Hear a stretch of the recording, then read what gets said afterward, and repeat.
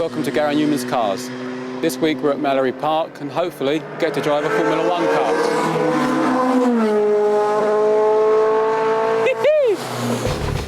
Mallory Park is known to be one of the best spectator viewing circuits in the country. Some say it's a tad boring and simple to drive round, but you can reach 100 miles an hour plus going into the 180-degree Gerrard's turn, and that would do for me.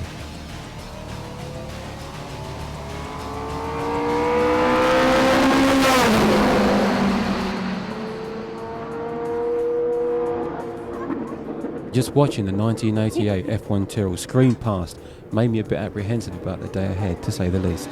I don't know why I'm watching it, it's just making me more nervous. Apparently, my road car is give or take the same power to weight ratio as a Formula 3 car. Oh, right. So, up until these Lotus ones, whatever it is, I should be reasonably not knowing what you're doing, sort of. Well, but not sort of blown away by the speed of it. But then it's that next jump. I was a bit concerned about the weather and how tricky the cars would be to drive if it started raining, or even if they'd let us drive them at all. As I say, the track's very good, it drains away easily. Yeah, so no problems at all. No. I just think it's more so visibility, you know. Yeah. I think some of the cars steam up a bit. There was quite a bit of waiting around in the morning. I just hoped that there'd be enough time to drive all the cars, especially as the F1 car is the last one to be driven. I may not even get out on the track at all before things stop for dinner.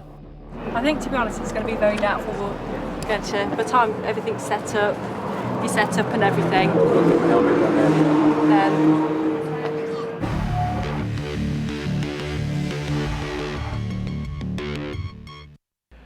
I do tend to prefer the more recent stuff because it just feels fresher, more interesting. There's a song on the new album, the last album, called My Jesus.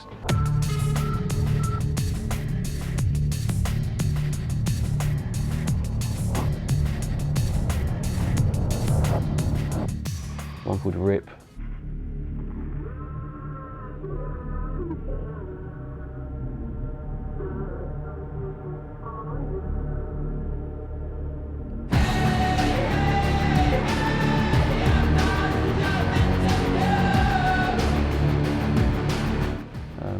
I'm particularly keen on, of the oldest songs. I suppose Cars and Our Friends Electric were really successful for me, so I had good memories of them for that reason. But I think it's bits of music, not the best I've done by far, really. There's another old song called Down in the Park that is a bit of a favourite with the fans, which is all right. And that's been cut up. Marilyn Manson's done that actually, and I think Foo Fighters have done that. A few people have done it. But again, it's all right. You have good or bad feelings about songs often because of what they did for you, rather than as a bit of music. You know, purely as a bit of music, I'll be unlikely to pick any of the stuff that's probably been singles. I don't always think the best songs have been singles or even been successful necessarily. It's the ones most suitable to get on the radio, things like that. So yeah, my Jesus, I suppose.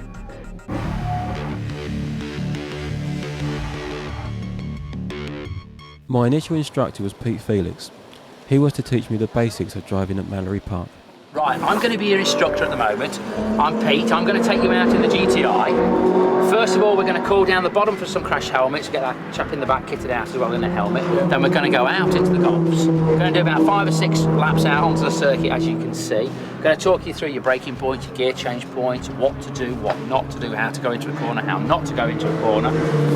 Talk you through the pit lane procedures, how to come in the pit lane, how to come out of the pit lane, some very, very important things out there. Also going to talk you through some very interesting points of what not to do and what can happen if you do get something slightly wrong, which is quite important for your day. It's geared towards Formula 1? Yeah, it's all towards you. It's all geared towards your Formula 1. We start in a low power GTI. I will go around very carefully, talking you through everything. We come back in, we move a step up, we go into the Maserati 3200 with a little bit more horsepower, about 370 brake horsepower, twin turbos. You'll drive that, we'll do 5 or 6 laps in that, and then we'll come back into the pit lane where I hand you over to Terry, and he will be in charge of all your single seater drives. Your Formula Ford, your Formula Vauxhall, and obviously the Formula 1 Tyrrell. Okay. And then basically I hand you over to him and he'll talk you through every control in there possible. Okay. So now we're going to go out in the Golfs, helmets on and straight out on the circuit. Okay. Okay. Now in a moment what I'm going to do, I'm going to pop over the curbs to show you how rough and uneven these curbs are. Absolutely hideous. So you can feel what it feels like in a saloon car. What it would feel like in a Tyrrell would be absolutely awful, so we keep well away. Into the hairpin, I get a lot of people that come down right into second, but they turn here again. Yeah, so they actually go all the way up and round, and of course you just sit there, and in a race situation you'd have about 15 cars past you. So you can see how not to do it.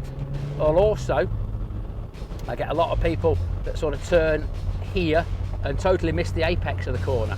So they're out on the outside and they're running out of road all the time.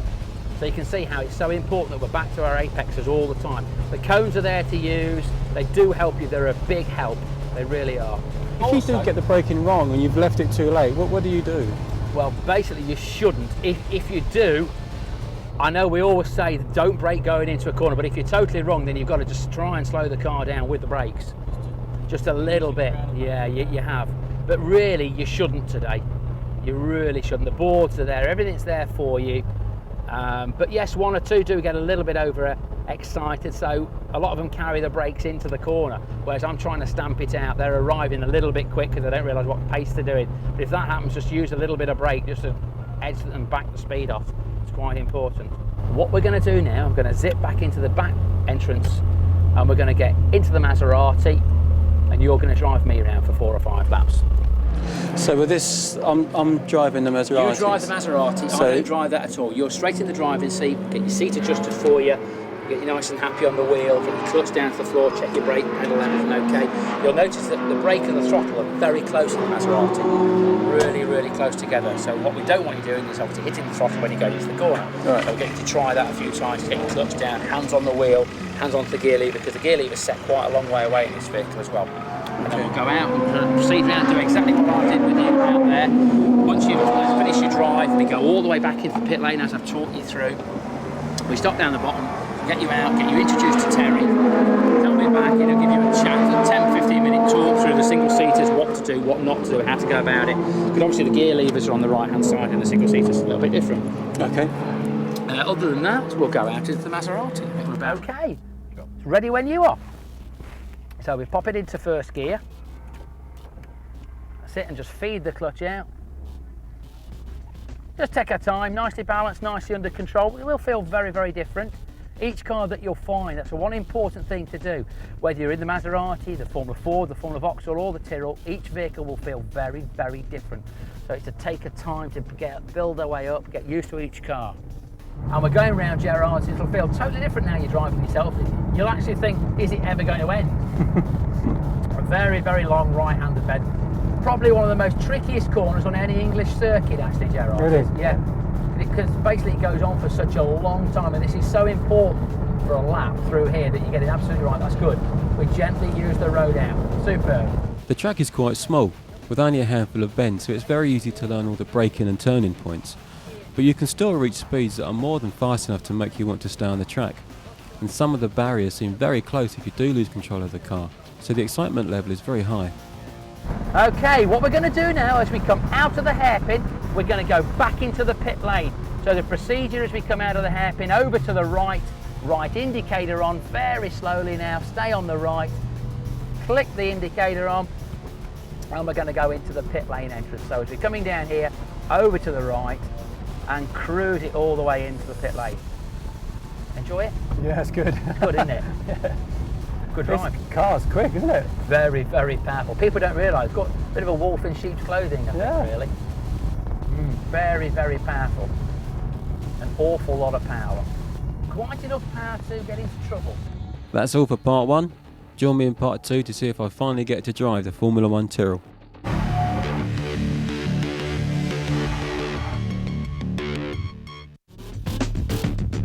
Welcome back to Gary Numan's Cars. I'm at Mallory Park, slowly working my way up to eventually drive this.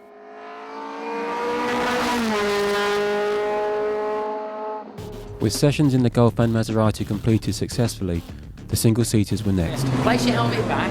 What we're going to do now, get you introduced to Terry, then I basically leave you with Terry, 15-minute little chat Okay. on the single seaters, what to do and very importantly what not to do. Right, Terry, got Gary here. Hello, mate. How are you? Meet you, my boy. Ready How for are a you? single All right. seater Okay. briefing. Been out with me in the Maserati. Behaved himself? Very well. Good, that's good news. I That's think good everybody's news. done up to now. Yeah, Today. they have. Yes, are on their best Fingers behaviour. Basically, when you've had your little briefing, you'll be out into the Formula Fords, then the Formula Vauxhall, and then the Tyrrell. But Terry's going to sit down with you, and it'll last 10-15 minutes, Terry? About 10 minutes. Okay. About a And then 10-minute it'll be a brief. very thorough briefing, because of course, in the Formula Fords, as you know, the gear levers on the different side to you and everything. Very, very different. Changing gear, you're right, so it's going to feel quite strange out there. Terry's here to help you through and chat you through everything, and then we'll get you through the various cars. The lads will help you in and strap you in and get you seated correctly and everything. Okay. So have a good time and enjoy yourself, and well All done. right, thank you. Okay, Thanks. see you in a bit. Thanks a lot. See you later. Okay, gentlemen. Now the fun continues. Single-seater racing cars. Gentlemen, what you do not do in a single-seater racing car is take any sort of liberty. You do not push your luck. Compared with a saloon car, which is a very forgiving vehicle, you can do all sorts of silly things, abuse the car, usually get away with it. 99 times out of 100, the saloon car will let you get away with the abuse. A single-seater will not. Gentlemen, they take no prisoners. So please, the whole of the time you're out on that circuit, think about where you are, and for God's sake, think about what you are doing. Keep that brain in gear the whole of the time, and listen to it, importantly. That is the only point you will pick up the racing line here at Mallory Park. Okay? Anywhere else is taboo. You try it down here, you could get T-boned. I don't recommend it.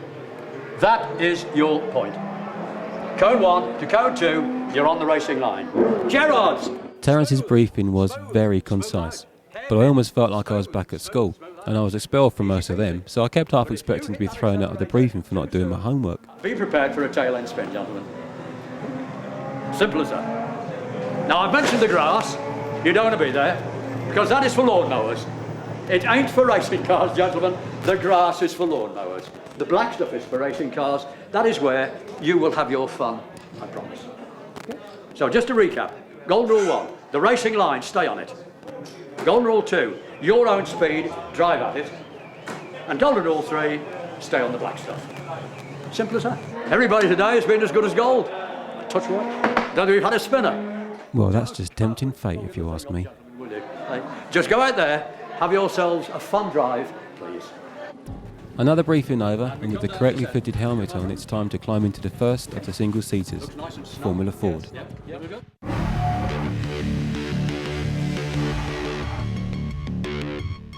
If I could go from what I'm doing musically now and the level that I'm at into being a successful Formula One driver, then yeah, I'd change tomorrow morning because I'd become a multi-millionaire overnight. Excellent. And I could still do this. Yeah, I could probably afford to have a better studio and more gear. I could still make as much music as I make now. I just wouldn't have to sell it to earn a living. In some ways, it's an even better position to be in. I'd even be even freer to make the music that I wanted to make, because it would be totally funded by whizzing around in, you know, carbon fibre cars, whatever. You know, it'd just be great, wouldn't it? Brilliant. I'd have to be a much better driver, obviously. But you know, if you want to do this thing, then taking it, I guess we're assuming that I'll be able to drive the car, and I'll be good enough to be able to do it. So yeah, absolutely.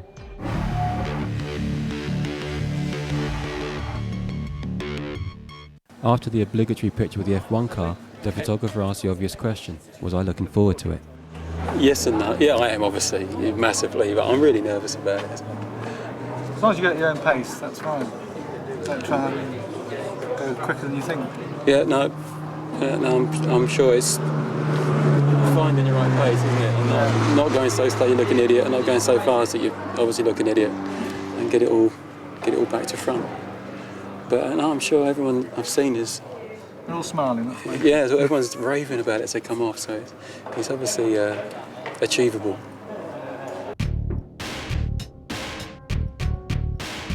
Now, if you've been following the series, you'll have noticed by now that there is one thing I just can't do.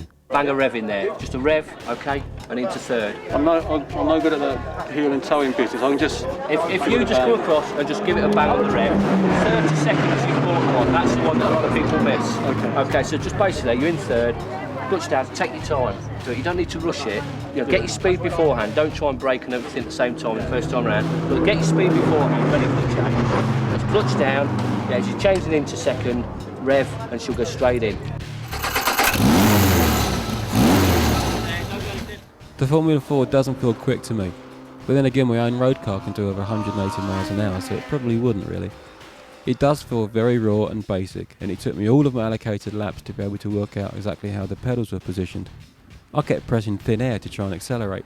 There was a group already out on the track driving the Formula 1 car, and I wonder what other people were making of it. I thought it was absolutely amazing. The power is something else, and the adhesion to the grip on going round the corners, just absolutely amazing, absolutely incredible. The only thing I didn't like was I'm a bit too big for an F1 car, even though these have been modified, so that was the only problem that it was sort of crammed in.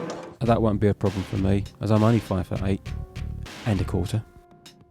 Yeah, brilliant. I kept putting my foot far over to the right, missing the throttle for the gear change to the hairpin.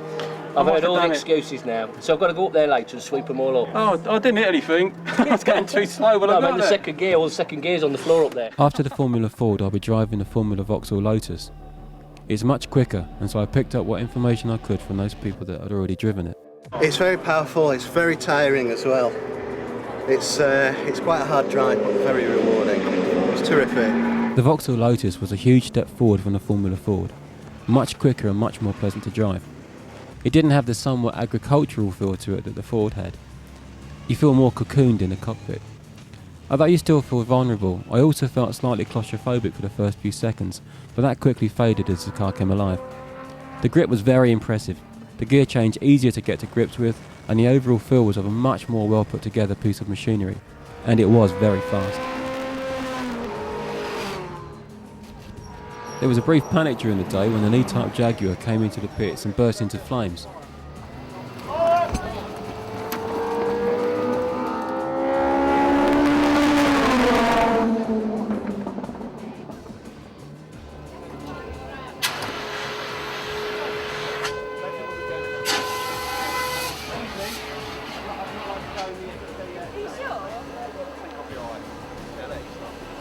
Luckily, the driver and passenger got out and the fire was very quickly put out. Looked a bit messy though.